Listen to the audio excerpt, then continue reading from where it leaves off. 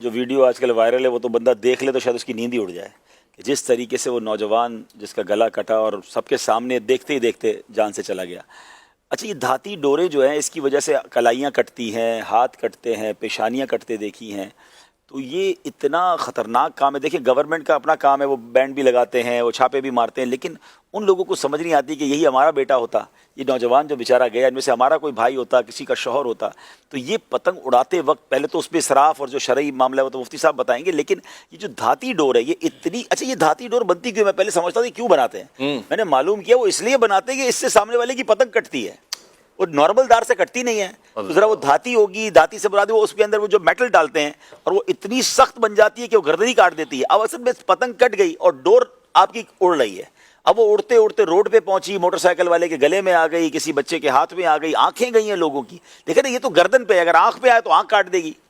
آپ سوچ رہے جس جگہ آئے گی وہ اسپیڈ سے بائک والوں کے لیے تو تازیانہ ہی ہے، کچھ بھی نہ کرے تو بائک تو ایسا ہی ہوا نا،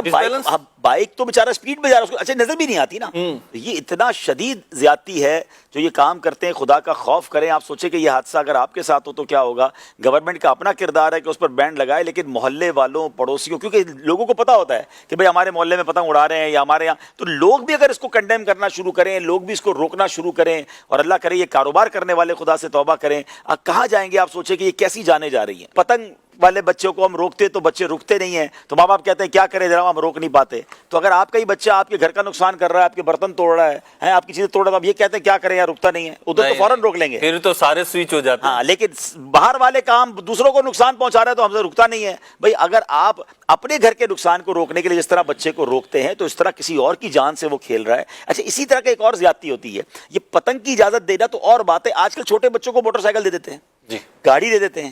اور کہتے ہیں بچہ سیکھ جائے گا، وہ جو چار کو اڑا کے سیکھے گا۔ یعنی ایسے کئی ایکسیڈنٹ رپورٹ ہوئے ہیں کہ وہ بچے کا پیر ہی نہیں پہنچتا تھا، اس کی عمر ہی نہیں تھی، باپ نے گاڑی دے دی اور اسے اڑا دیا کسی کو۔ اچھا، بچے پھر ریس لگا رہے ہوتے ہیں، اس کی وہ اپروچ ہی نہیں ہے، وہ میچورٹی ہی نہیں ہے، تو آپ کہتے ہیں میری مانتا نہیں ہے، آپ نے کسی ماں کے لال کو خطرے میں ڈالنے کے لیے بچے کو گاڑی دے دی۔ اچھا، اب تو رول بنا دیا گیا ہے کہ اگر نابالغ نے جو قانونی طور پر ایلیجبل نہیں ہے، اس نے گاڑی سے ایکسیڈنٹ کیا تو اس کے باپ کی ایف آئی آر کٹے گی۔ تو ہمیں پھر بھی احتیاط کرنی ہے اور ایسے بچوں کے ہاتھ میں نہ گاڑی دیں، نہ ان کو اس طرح کے کام کرنے دیں۔ اللہ کرے کہ ہم عقل کے ناخن لیں، ورنہ کتنے لوگوں کی جانیں چلی جاتی ہیں۔